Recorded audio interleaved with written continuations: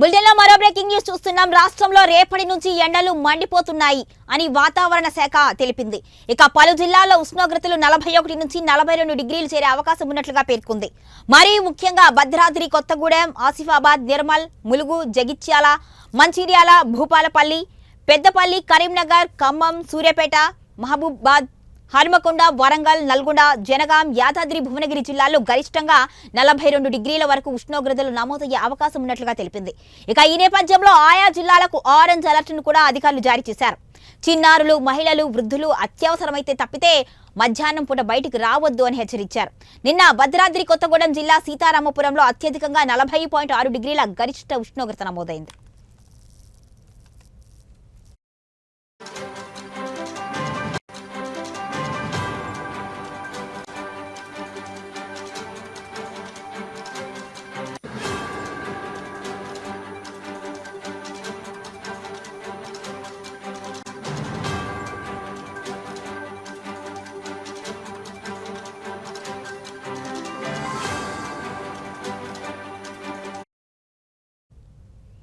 ఇక ద్రోణి ప్రభావంతో ఏపీలో ఇటీవల కొంతమేర తగ్గిన ఉష్ణోగ్రతలు మళ్లీ పెరగనున్నాయని వాతావరణ శాఖ పేర్కొంది.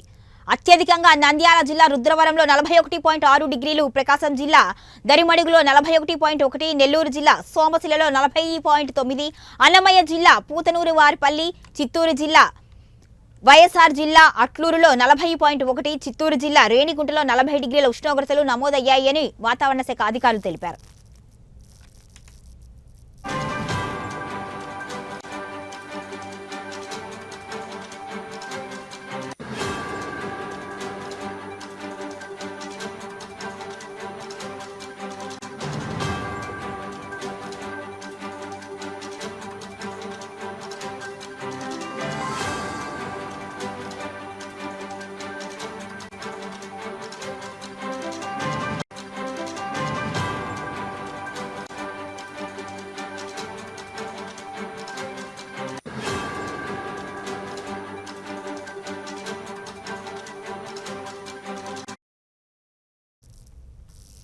ఇక రాష్ట్ర వ్యాప్తంగా 15 మండలాల్లో వడగాలులు వీచాయని విపత్తుల నిర్వహణ సంస్థ ఎండీ కూర్మనాథ్ తెలిపారు. 108 మండలాల్లో వడగాలులు వీచే అవకాశం ఉంది అని వెల్లడించారు.